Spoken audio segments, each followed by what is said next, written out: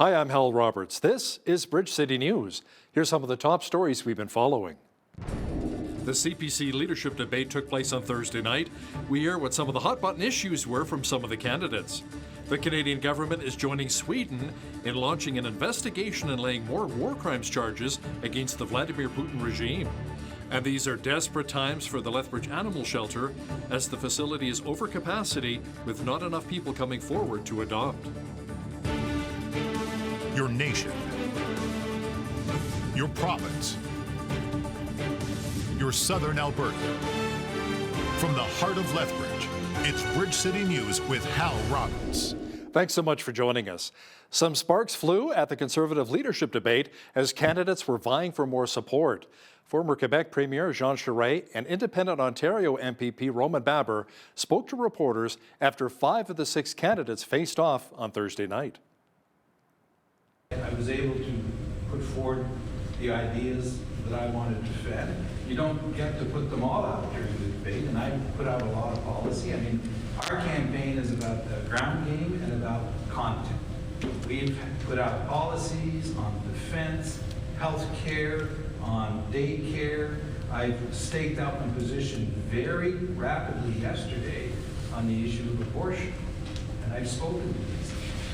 And so there's never enough time in the debate to go over all of these issues. I think that it's very, very important that we emerge out of this leadership race as a united party.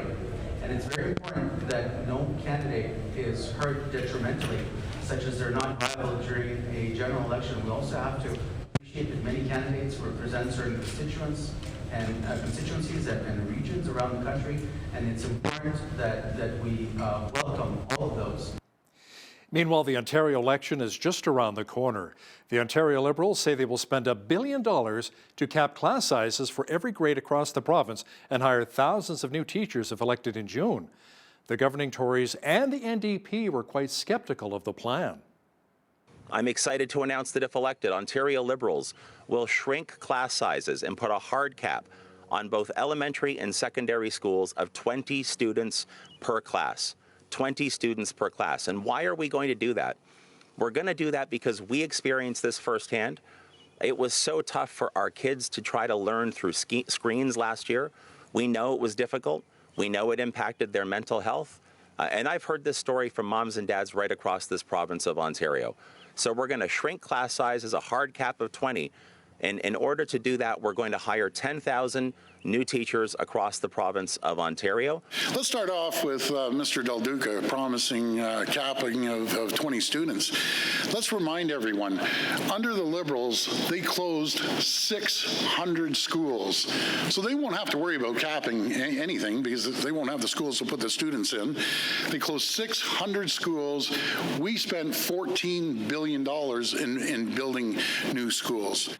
No matter what Stephen Del Duca says now, he had 15 years to make sure we had smaller class sizes, and the Liberals refused to do it.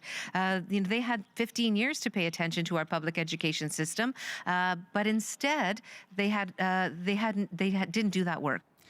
Canada's Foreign Affairs Minister Melanie Joly and Swedish government officials spoke about the appalling sexual violence that is allegedly taking place by Russian troops in Ukraine. Joly says Canada will help investigate and lay more charges of war crimes against Russia. Canada's response, would say, is based on 3 things: addressing the issue, second, supporting survivors, and third is really helping with the investigation. And we take the allegations of genocide extremely seriously because we think there's strong evidence about the fact that there is genocide happening in Ukraine. At the same time, the prosecution needs to have support. Definitely the 10 RCMPs are there, but we're looking at other tools to make sure that the ICC is well-tooled, and I'll have more to say in the coming days about that. The Chernobyl region of Ukraine came under intense fire from Russian troops, destroying so many homes and lives. A Christian worker with the charity Mercy Projects in Italia saw her home completely destroyed in the conflict. Her colleague offered an update from the rubble of her home and explained how they plan to rebuild their lives in the devastated region. So we're here in villages, one of the villages that we are working with. And here's the house of my co-worker. She's a local person who is connection to all kind of families in need or government people. She was helping us for almost 3 years. We bought this house for her about a year ago.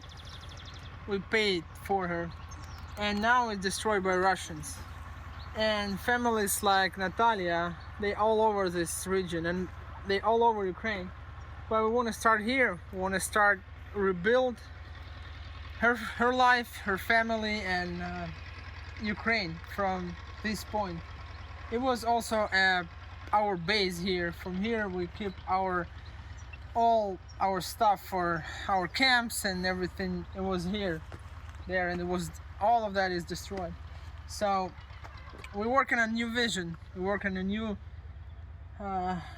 understanding how to help Ukrainians to rebuild their country, rebuild their lives. The president of Belarus says he did not expect Russia's war with Ukraine to drag on this long. He shared his concerns in a sit-down interview with the Associated Press. Alexander Lukashenko defended Russia's invasion, but claimed his country stands for peace and has called for an end to the war. Если честно, я не думал, что эта операция затянется таким образом. Но я не настолько погружен в эту проблему, чтобы сказать, по плану там у них идет у россиян, как они говорят, или так, как я это ощущаю. Я еще раз подчеркиваю, я это ощущаю так, что операция эта затянулась. Well, we had a wind warning in Lethbridge today and hovered in the mid-teens. It's also been quite dry. Jeanette Rocher is in now with an early look at the weather forecast. Jeanette, hopefully the wind will blow in some rain clouds so we may finally see some moisture this weekend. Yeah, we could actually see those showers beginning this evening, Hal, and they should continue into Saturday. Now, you did mention the wind as well. We did see up to 100 kilometer per hour wind gusts today in Lethbridge and some blowing dust as well. Now, those showers this evening and Saturday should take care of that. The wind should die down for this weekend as well. I'll have all those details coming up for you later on in the newscast. Wearing the nice sunshiny yellow colors. Very nice, Jeanette. Thank you so much. The annual March for Life campaign runs tomorrow through May 13th. Thousands of supporters are expected to converge on Parliament Hill in Ottawa and other cities this year, bringing pro-life messages. The group says 100,000 abortions take place annually in Canada, including more than 13,000 here in Alberta. The 25th Alberta March for Life rally will take place Thursday, May 12th, 12 noon in front of the Edmonton Legislature. Organizers are hoping for a pretty good turnout. We're expecting about 1,500 people. It's a transition year because we did not have marches during the years of COVID, but since 2008, the event has been organized by the Alberta March for Life Association and is supported by the Catholic Bishops of Alberta. And we strongly believe that the right to life is a basic human right, and every year men, women, young children and people gather to celebrate life, and we celebrate sanctity of life from the moment of conception to the moment of natural death. Hunt adds that prior to the march, there will be a prayer service 10 a.m. on May 12th at St. Joseph's Basilica in Edmonton. Well, there's a group calling itself It Starts Right Now that's in the business of nominating pro-life candidates to become elected officials. Alyssa Golob is with the organization and explains what they really are all about. Well, our organization is solely focused on nominating and electing pro-life candidates. And this is very different from other pro-life organizations because for the past few decades, groups have basically focused on street activism, you know, the life chain holding signs up on the road, or the March for Life doing rallies on Parliament Hill. But there have been very few organizations that have focused on the electoral process. In our research with myself and my co-founder, Scott Hayward, of our organization, is that we can make the most amount of difference, especially in the nomination process. And so we started this organization to focus solely on that area. Make sure you catch the full interview with Alyssa Golob with the pro-life group It Starts Right Now, coming up in the second half of our program. A Medicine Hat Christian Mission is hosting a very special event starting on May 13th. It is called the Jesus Conference, and the directors of the Global Prayer House say they're trying to spread the good news of Christ to those who are willing to listen. Video journalist Micah Quinn has more now on this upcoming spiritual event. Our battle is not against flesh and blood, We know that, and so we know that through prayer and through worship that we are fighting that battle. Clark and Shelby Mossman are the directors of the Global Prayer House. The couple said they recently had a glimpse into a unique movement towards unity within the Christian leaders in Medicine Hat. This step into that unity and saying, you know what, we're doing this as leaders, Christian leaders in this city, but we want to invite our larger city to this and invite people to be a part of this unity and saying, you know what, we're going to stand together and we're going to lay down our opinions and agree upon what we can, which is the gospel and reaching the lost and loving Jesus. The Mossmans say the focus of the event is to glorify Jesus, and everyone involved will be from Medicine Hat. Believers and non-believers are also welcome. And we believe it's going to be a catalyst for his presence in our city, for impacting the believer to come into like a deeper relationship with him, or maybe someone who did know Jesus, who walked away, to step back into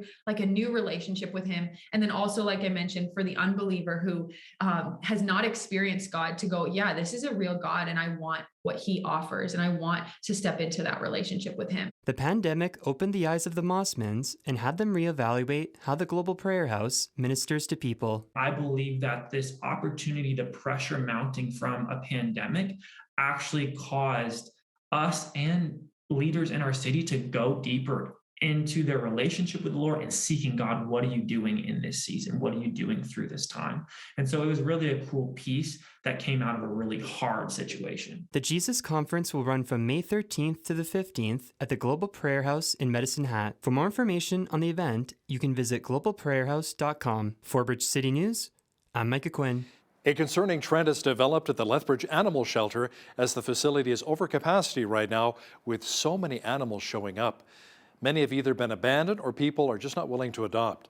Through the shelter's adoption program, BCN's Angela Stewart says they hope to inspire more people to take in a furry friend. Meet Chase, a big furry 1-year-old shepherd collie mix who is currently living at the Lethbridge Animal Shelter and has been for months. Super good with kids, good with families. He's really good at meeting new people. He's really adjusted while being here. Chase has been up for adoption since the end of January and is one of many dogs and cats needing a forever home. The shelter says they started noticing a high number of animals trickling in before Christmas, and the facility has been running over capacity for 3 months. I see firsthand the kennel stress that they go through on a day-to-day basis and how it changes their personality. There's a high demand to intake animals, and there seems to be less of a demand to adopt. Skylar Plurd with the Community Animal Services says the high capacity issues are due to many owners either surrendering or abandoning their pets. And some of these animals even come in with identification, or they're wearing a collar and dragging a leash down the sidewalk, and we pick them up and then nobody ever comes for them. Plurd believes the pandemic has also played a huge part in the number of animals at the shelter right now. The uprising in the early part of the pandemic of people rushing out and getting adoptable pets, they were only thinking in the moment. No one was thinking the long-term part of that, the long-term costs. Currently, there are 16 dogs available for adoption and just over 10 cats needing a home. Our messaging is we just simply encourage adoption, period. Wherever you decide to adopt an animal from, it's going to be helping somebody somewhere. For Bridge City News, I'm Angela Stewart. That chases one cute dog. Well, you can expect to hear some loud engines this weekend as the Southern Alberta Bikers will be hitting the streets for the Motorcycle Awareness and Teddy Bear Parade. The group is expected to roll through the streets for the parade and will collect donations for the children's ward at the Chinook Regional Hospital. The president of the Southern Alberta Bikers explains what it means to be able to do something like this for the kids. I know personally what it's like. I spent quite a bit of time as a young kid in the hospital, and I know what it's like to be there, and I've got to be careful because I get choked up, but it's just about the kids. It's about trying to make things a little bit easier for them and letting them know that there are people out there that are thinking about them. Some of these kids don't necessarily have a whole bunch of people that come and visit with them, or obviously they have their family, but we just want to let them know that, the Big Bad Biker Club, we're behind them. The group is accepting monetary or clean unused teddy bears as donations. A local cheese company won an international award in Montreal recently. Crystal Springs Cheese took home 3 awards for their fancy cheddar, goat feta, and Asiago cheese in the international cheese competition. The cheese maker for the company, Jaco Bayer, says he was in disbelief when he heard the news, and this is great for future business for his company. Yeah, it's really great for us because obviously you gotta display the award symbol on your label. So we started on that right away. Those 3 cheeses, we're gonna revamp our labels right away and to slap that award right front and center on there. So laying in a big C in a deli case, sometimes there's hundreds of cheeses, right? And just anything that could have that little extra thing that sticks out to catch the consumer's eyes is always a big help. Congratulations. Close to 150 cheeses were judged from 10 countries within 20 categories. Alberta poultry farmers have lost around 900,000 birds because of the avian flu. The Canadian Food Inspection Agency says the total in the province is an increase of 300,000 since the last update a week ago. Once a case is detected, the agency then takes control of the property and euthanizes all of the birds to prevent the flu from spreading. The CFIA says the scattered pattern of infection suggests that wild migratory birds are most likely the cause of the outbreaks. The avian flu is more widespread this year and affecting many more wild bird species compared to the last outbreak in 2015. Animal health experts say a number of owls and eagles which have contracted the virus are dying. So we're seeing eagles and owls and hawks coming in with very severe illness, neurological illness, pretty darn frequently.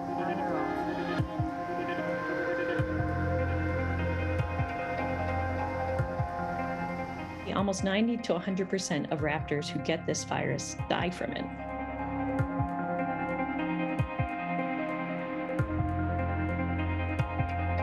We're quite concerned. I think that we're going to be watching very carefully what the mortality rates are throughout the spring and summer. And based on the European experience, we are expecting that we may see it again in the lower 48 in the fall as the birds begin to migrate back down from their breeding grounds. Officials at the Calgary Stampede say the July event will feature one of the largest competitive powwows in Canadian history. The powwow will showcase Indigenous talent and will include competitive dancing, drumming, singing, and other performances. Officials say it will include some of the best Indigenous dancers and singers from both Canada and the United States, competing for $175,000 in prize money. Saskatchewan is getting ready to host this year's Grey Cup. Now, Tourism Saskatchewan says it's investing $3 million in week-long events leading up to the CFL Championship game this November in Regina.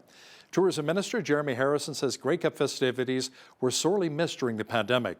He says reviving a busy schedule this year is vital to Saskatchewan's tourism sector. A storm system spawned a number of tornadoes that whipped through areas of Texas and Oklahoma, causing major damage to a school and a number of other structures. Fortunately, no serious injuries were reported, but severe thunderstorms brought flooding and a number of twisters to both states. More than 30,000 customers in Texas and more than 16,000 in Oklahoma were without power. According to the National Weather Service, much of Oklahoma and parts of Arkansas, Missouri, and Kansas were still under flash flood watches and warnings. Well, here in southwestern Alberta, it was quite warm, and we had those strong winds once again. And if you've been praying for some rain, some of it may be on the way this weekend. Complete weather details are coming up.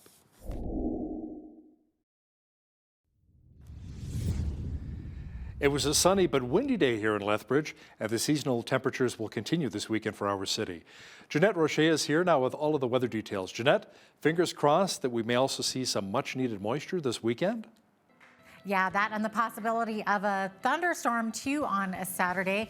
16 degrees the high. Also, the winds not quite as terrible as they were today. As we mentioned earlier, wind warning was in effect today. We saw those gusts up to 100 kilometers per hour. Into this evening, not as bad. Gusts only up to 50K. And then into tomorrow, Saturday, looking at 20 to 40 kilometer per hour wind gusts, along with that chance of rain and thunderstorm. 16 the high, 13 the high on Sunday, Mother's Day, beautiful sunny day for our moms. Partly cloudy skies on Monday with a high of 10 degrees, 10 also on Tuesday with a 60% chance of showers, and then a high of 16 degrees for next Wednesday and Thursday with partly cloudy skies. So we are seeing temperatures hovering more a little bit around seasonal, maybe a little tad below that. Average high for this time of year is 17, average low 3 degrees. 31 was our high temperature. That was back in 1992, and in 1977, Lethbridge had the coldest one, which was -5. Right at 6 o'clock on the nose was when the sun woke up this morning, and our sunset this evening, 8:56 p.m., giving us exactly 4 minutes longer of daylight today than we had yesterday. And that is also 4 minutes shy of 15 hours. Very good, getting very, very close to that 15-hour mark of daylight.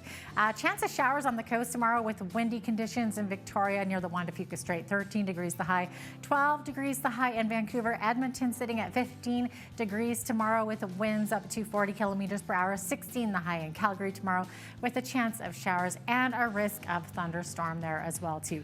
18 degrees the high in Saskatoon with mainly cloudy skies. Regina sitting at 16 with chance of showers. Regina also windy, 60 winds. Winnipeg looking at 22 degrees, partly cloudy skies, but they could also get gusts up to 80 kilometers per hour. A bit windier than normal in the central region of the country as well. Toronto sitting at 15 degrees with sunshine. Sunshine also in Ottawa tomorrow, 16 the high, and 13 the high in Montreal with sunny skies. As we look to the east coast, we're seeing sunshine as well in Fredericton right there, 13 degrees, 12 degrees the high in Halifax, 6 only the high in Charlottetown. Here's the weird one right here, 40% chance of flurries in St. John's, Newfoundland tomorrow with a high of only 5 degrees. So there you go. I thought it was May. What's going on here? That is your weather forecast. Canada's unemployment rate fell to the lowest level on record last month. Stats Canada says the jobless rate fell from 5.3 to 5.2% in March as the economy added 15,300 jobs. That is down, however, from the 72,500 in the previous month. Here in Alberta, the province has close to 40,000 new jobs were added since the start of the year. Economists are saying the gain in employment is a sign of more normal conditions, but that may not dissuade the Bank of Canada from further raising interest rates to try and curb soaring inflation. Telus announced it is raising its quarterly dividend by just over 7% thanks to higher first quarter revenue and profits. The telecom company says its net income attributable to common shares was up 16% from a year ago to $35 million. Operating revenues and other income also climbed to $4.28 billion, which is an increase of more than 6%. Telus also raised its quarterly dividend to 33.86 cents per share. That is up from 31.62 cents. Aritzia Inc. says its founder and chief executive, Brian Hill, is stepping down from the role after leading the company for 38 years. The Vancouver-based retailer says the company's president and COO, Jennifer Wong, will step into the new CEO role. Hill will remain on as executive chair of the board. The change in leadership comes as the company continues to expand into the United States, which helped boost its net revenue growth last quarter by 66%. Company officials say net revenue in the fourth quarter came in at $444 million. Profit increased from $16 to $34 million for the same time period. Now, here's a look at today's markets. The TSX was down 62 points on the day to finish at 20,633. The Dow was down 98 points to 32,899. The S&P 500 was down 23 points to 4123, and the Nasdaq was down 173 points on the day to 12,144. West Texas Intermediate Oil was up 224 to 110.50 US per barrel. Natural gas was down 80 cents to 798 US. Gold was up 664 to 1883.82 US an ounce, and silver was down 15 cents to 22.36 US an ounce. Feed wheat is at $14.56 per bushel, barley's at $10.21, canola's at $26.21, and corn is at $12.24 per bushel. Live cattle were down $1.03 to $132.75. Feeder cattle were down 78 cents to $159.55, and lean hogs were down $2.98 to $104.10.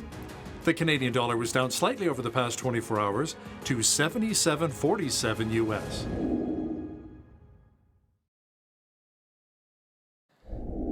Recapping one of our top stories, Alberta poultry farmers have lost around 900,000 birds because of the avian flu. The Canadian Food Inspection Agency says the total in the province is an increase of 300,000 since the last update a week ago. The CFIA says the scattered pattern of infection suggests that wild migratory birds are most likely the cause of the outbreaks. Alberta will be finally receiving more physicians, including a number who are headed right here to Lethbridge. UCP MLA Nathan Newdorf will have details shortly. But first, here's a look at some of the events taking place in and around your community. Here's today's Bridge City News community calendar. The Ladies Auxiliary of the Royal Canadian Legion is holding a Mother's Day tea and bake sale on Saturday, May 7th, beginning at 11 a.m. Come and enjoy strawberry shortcake with tea and coffee, door prizes, a 50-50 draw, and a white elephant table. Cost is $6. Come through the north door at 324 Mayor McGrath Drive South. Big Brothers Big Sisters in Lethbridge is looking for volunteers to mentor children and youth in their various programs. Volunteers commit to one 2 to 3 hour visit per week for 1 year. They have many kids on their wait list that are looking for a big brother or sister. Make a difference in a child's life and start something big. To apply, visit lethbridge.bigbrothersbigsisters.ca. And for more information, call 403-328-9355. And that's your Bridge City News community calendar.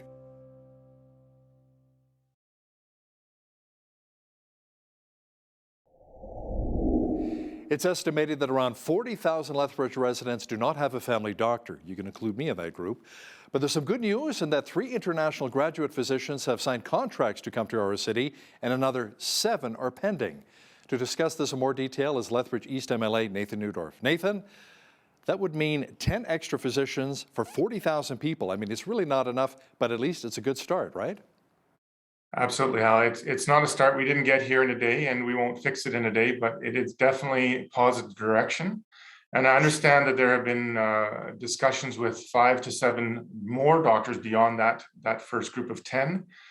So we're very hopeful to be approaching 20 possibly by the end of the year on contract, and we continue to work towards that number. We'll need approximately 30 to 40 doctors to recover the number of people that lost a family physician over the past couple of years. So it's a step in the right direction. And just for clarity, there's probably 10 to 12,000 individuals in Lethbridge prior to this decline in the number of doctors who never had a family physician. So we're trying to recover possibly 30,000 people that are now without a family physician that had one before.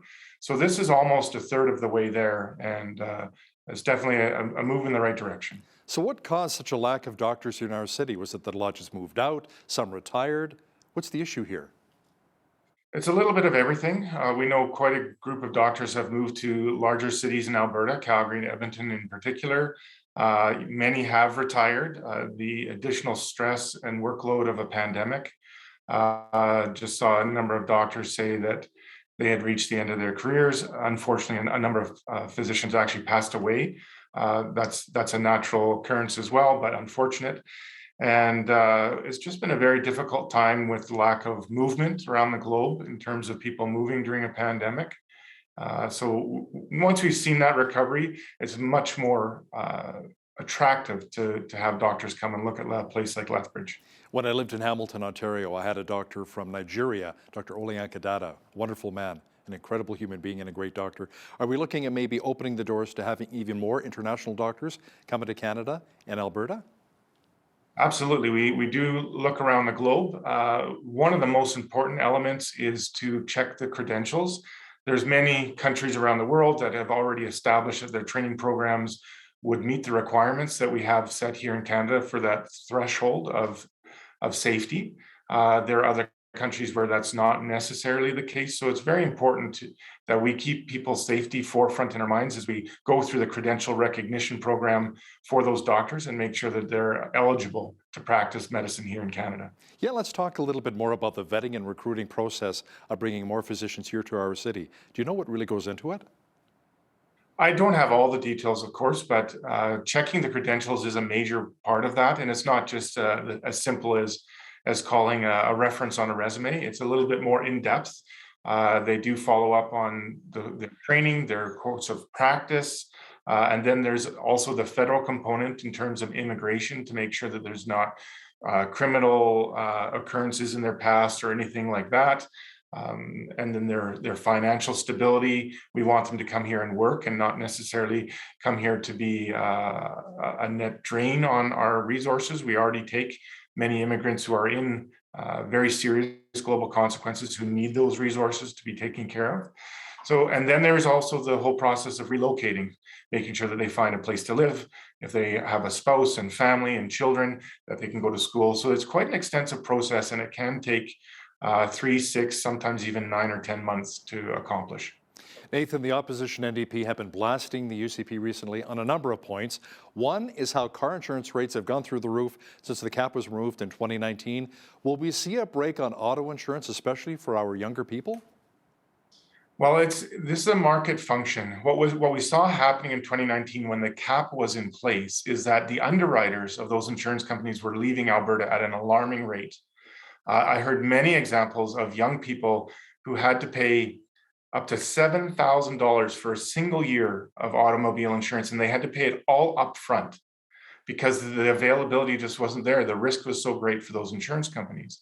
So when we removed the cap, it allowed those underwriters to come back and increase the competition, but prices did go up for everybody else as the market adjusted. We are now starting to see those same companies request a reduction in their insurance rates.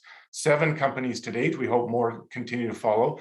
That's the impact and effect of competition in that market. But now we have other factors that are increasing those prices. Inflation that we've seen across the country, and the availability of replacement parts is going up and costing more because those are globally supplied and our supply management chain has taken a hit.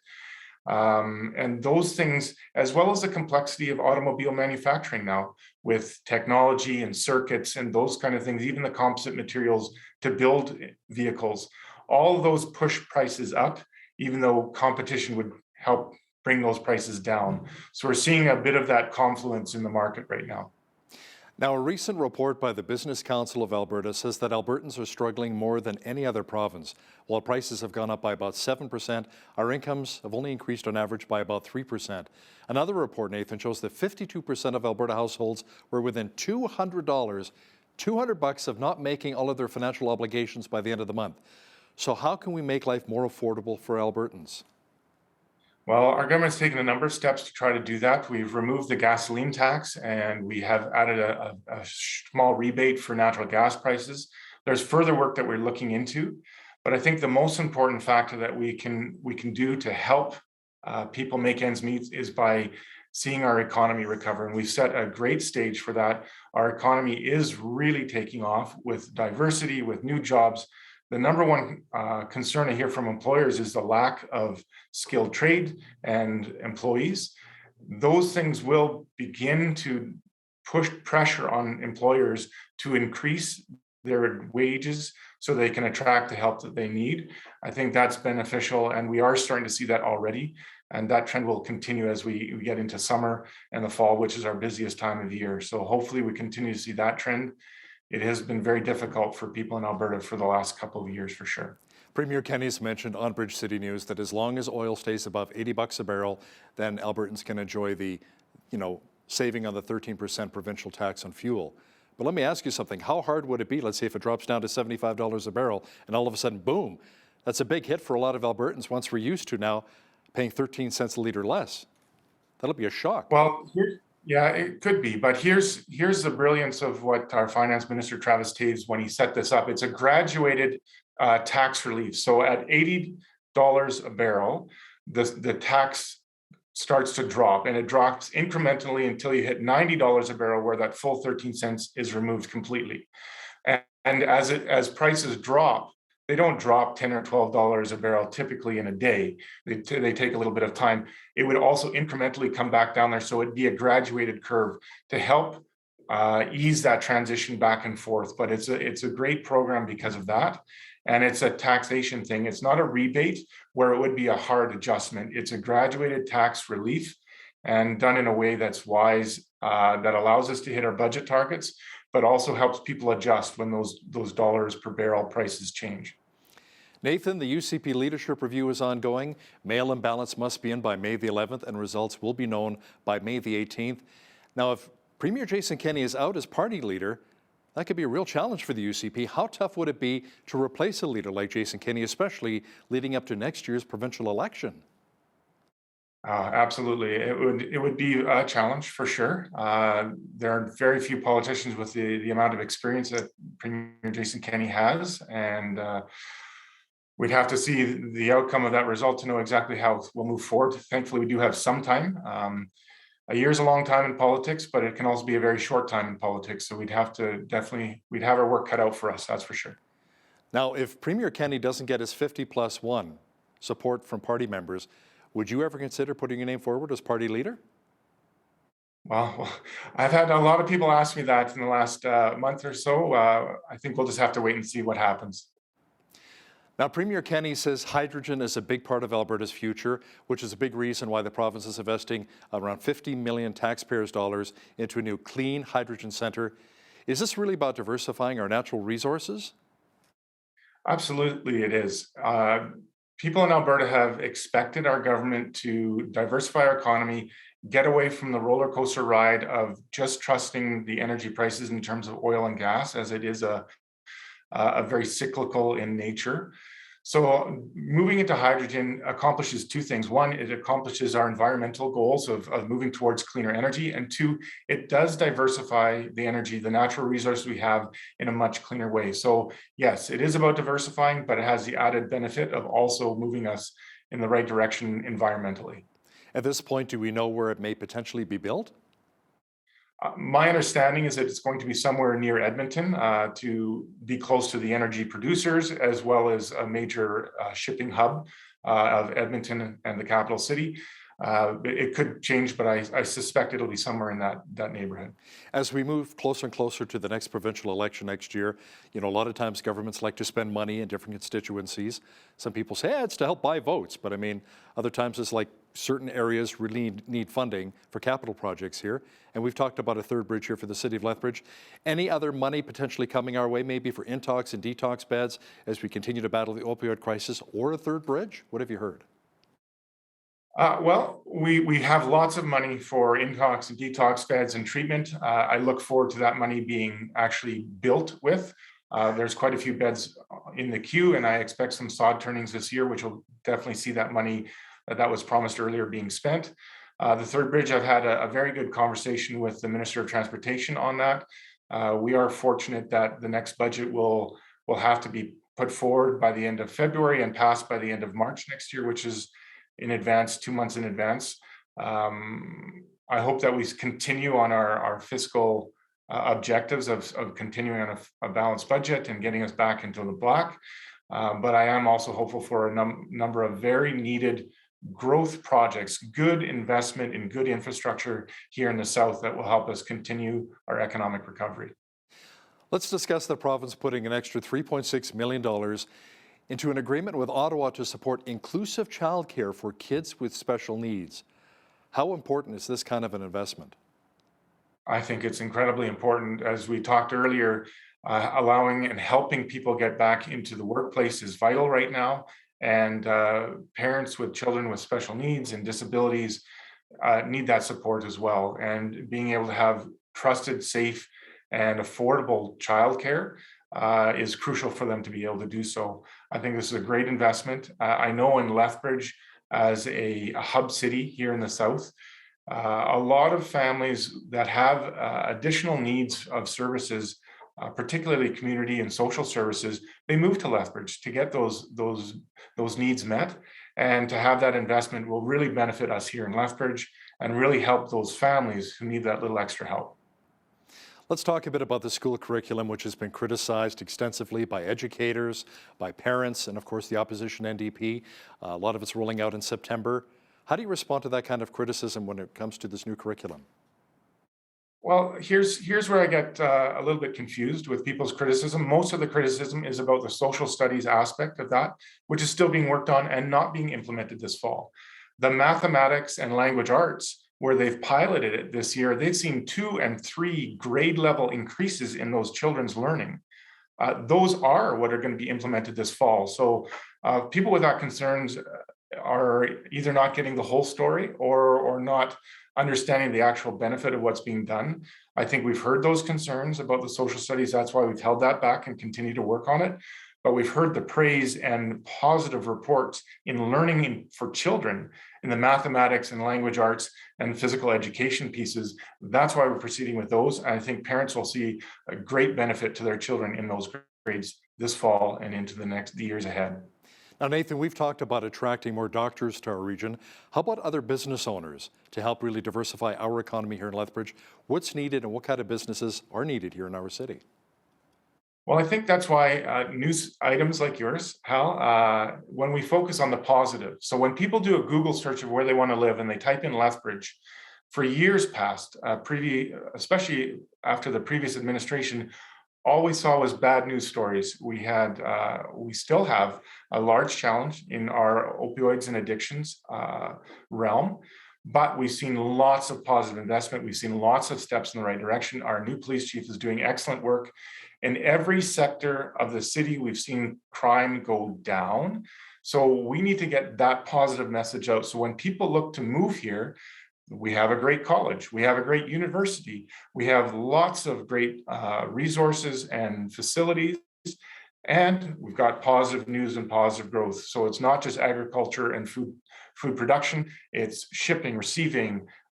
We've got the exhibition park being built, we've got the airport renovation just being done. We are growing, we're a hub for the South, and we've got lots more positive than we do negative, even though we have things to work on. I'm very excited about that, and I appreciate you and other news media outlets in putting forward the good news. When people look at Lethbridge, they see the good news stories. Lethbridge East MLA Nathan Neudorf, thanks so much for your time today. Thank you, Hal. Take care.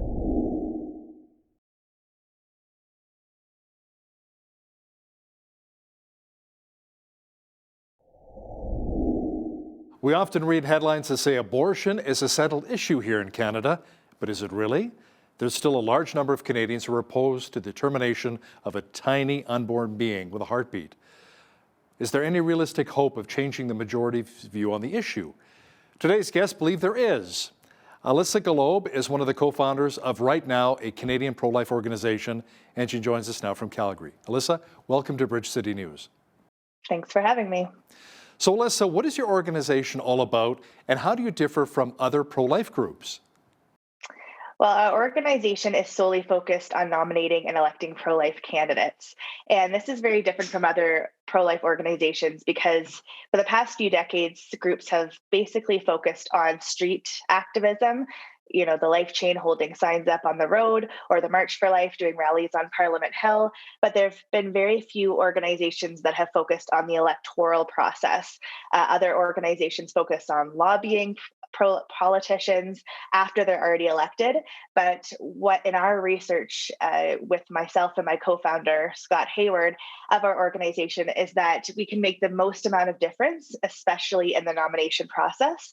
And so we started this organization to focus solely on that area. So what kind of success have you had so far in nominating pro-life politicians?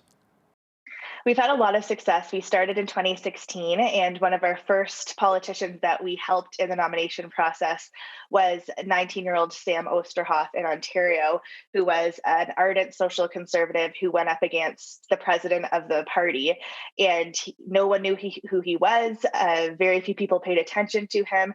Everyone thought it was going to be a landslide victory of the president of the party, but he ended up winning because social conservatives and pro-life voters got involved. They bought their nominations and they showed up and supported Sam.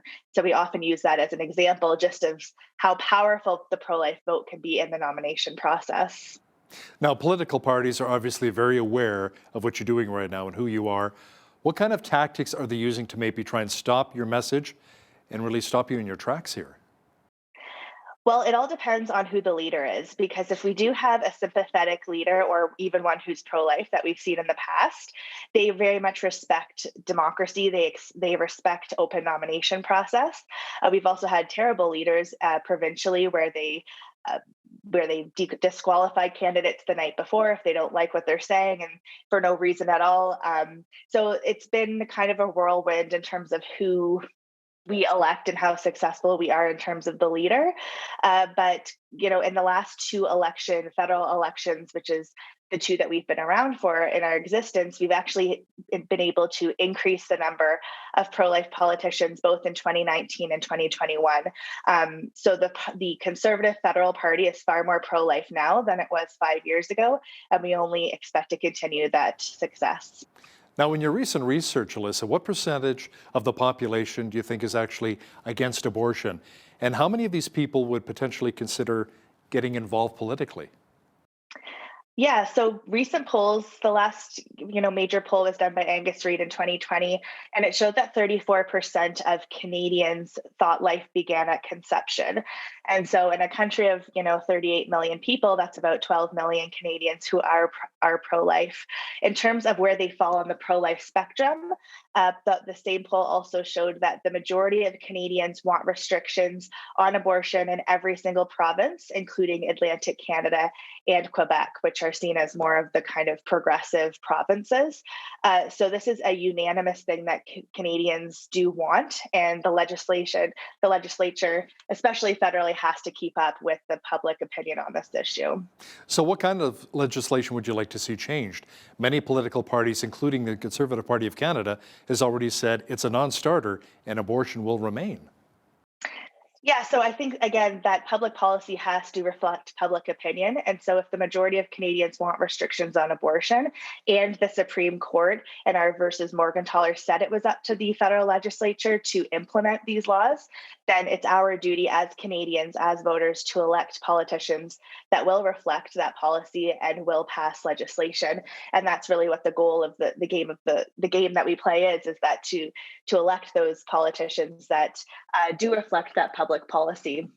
And so even in the Conservative Party, some leaders have said, we won't reopen the debate, but every single time there's a leader that says that, there have been multiple backbench MPs which have put forward different types of legislation. And we see the support for that legislation growing and growing each year.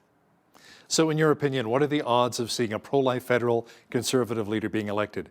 Any word yet on any pro-life candidates, such as maybe Leslyn Lewis, who's an outspoken social conservative running? Yeah, I'm absolutely confident that a pro-life leader will run, and I'm very hopeful that it will be Leslyn Lewis. She hasn't announced yet, but the signs are there. And if that's the case, then to me, it's really a make or break time in the Conservative Party, because they can continue to elect kind of the establishment candidate that's been around for decades, that has the same talking points and the same message and the same sole focus on economic issues and not touch anything cultural. Or we can go in a new direction with a new leader, a fresh perspective, no hidden agenda, someone who can actually win in the GTA and different suburban parts of Canada, and who also has that conservative policy that I think so many Canadians are in search of. Now, for any viewers, Alyssa, who might be watching this program right now and thinking about getting involved politically in some fashion, what would you say to them? Like, which areas do you need help in specifically?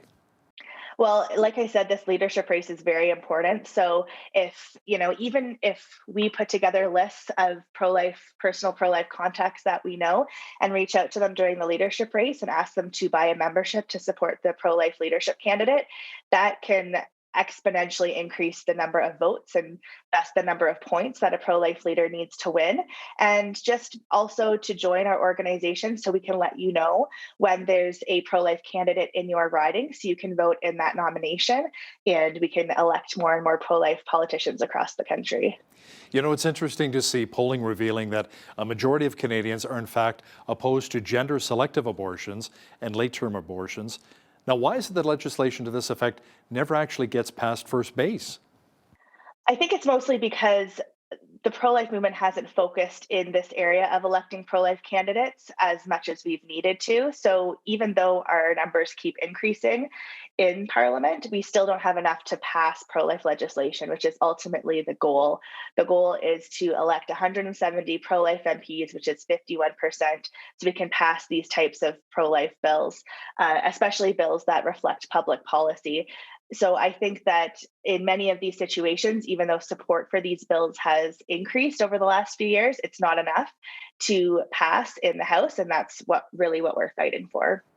Now, there are many who believe that opposition to abortion is simply coming from the Christian fundamentalists. Is this true, or are there other groups championing the pro-life cause? I mean, the majority of new Canadians hold social conservative values, and each party recognizes that this is a large voter base that parties need to win, especially in the GTA. And often people think, GTA, Toronto, they think progressive, you have to be as red as possible, as liberal as possible. But the truth is we're not talking about downtown Toronto. We're talking about all the different communities. I lived in Toronto for 10 years. I know all the different communities, all the thousands of churches that are in that area. And those are the people that we can really target who hold these views and intensify them so that it crosses over to who they vote for politically. So I think that this is an easy and low-hanging fruit of a population to actually get them to vote for our issues, because they're issues that are dear to their heart. And so I think that that's really what we're going to focus on in the future. So it's more the 905, not the 416 that we're talking about. It could be maybe the Durham region, it could be out, Port Perry somewhere, or maybe Binbrook out by Hamilton, that area. So not so much Toronto Centre, like right in the middle there. Absolutely. Absolutely. I mean, those downtown Toronto ridings only are, a few ridings in 338. So the majority of them are kind of outside the downtown core, and those are really where new Canadians tend to go. Even in Vancouver, which we had a lot of success in the 2019 federal election, we won the majority of those swing ridings there, and we elected pro-life candidates. So in these different areas, we have had success, and we will continue to do so because those are where a lot of pro-lifers live. Now, I understand that you see abortion as more of a human rights issue. Can you explain? Well, like I said, because there are so many different people with so many different backgrounds and religious denominations, abortion is a human rights issue. It's not necessarily a religious issue, even though many religious people hold this view. But in our organization, we have dealt with and have so many different supporters from all walks of life. And the fact is that you don't need to be religious to understand that scientifically abortion kills a human being, and that you want that to stop in Canada. And that's really the message that we focus on, and we deal with how we can do that politically in our country. So let's say the Conservative Party of Canada elects its new leader, maybe Jean Charest, it could be Pierre Poilievre, or maybe Leslyn Lewis. But let's say the new leader happens to be pro-choice. How are you going to work with that leader to help further your cause? I think the same way we have done, with the last leader, in that we've just focused on nominating in the nomination process. Many of these leaders, although they hold the pro-choice or pro-abortion perspective, do respect the democratic process of the nominations.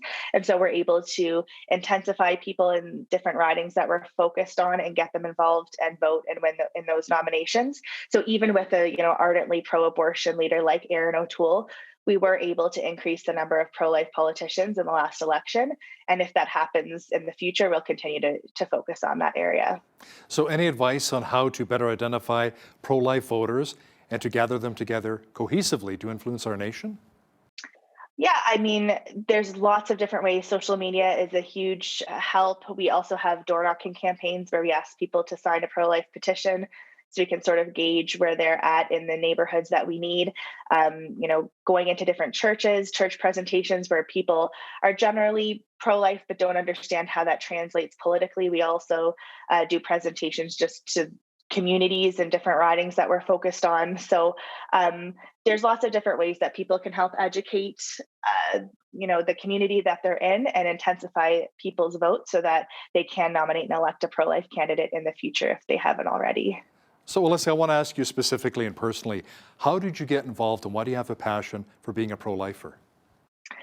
Well, I really started getting involved in my teen years when I saw a picture of abortion victim photography, and that kind of stuck with me. And then throughout university, I was pro-life and I was involved in different campaigns. And then right out of university, I decided to work full-time in the pro-life movement, not really understanding how vast it is in all the different areas. And so the very first place that I started out was a crisis pregnancy center, volunteering every day. And so we would deal with abortion-minded women who were set on having abortions, but might have changed their mind at the last minute or realized that there were other choices or other options for them that we provided. And that really intensified my pro-life stance, and it's one of the driving reasons behind why I do what I do politically today. So what do you say to somebody who says to you, look, this is my body, my choice? How do you approach that conversation?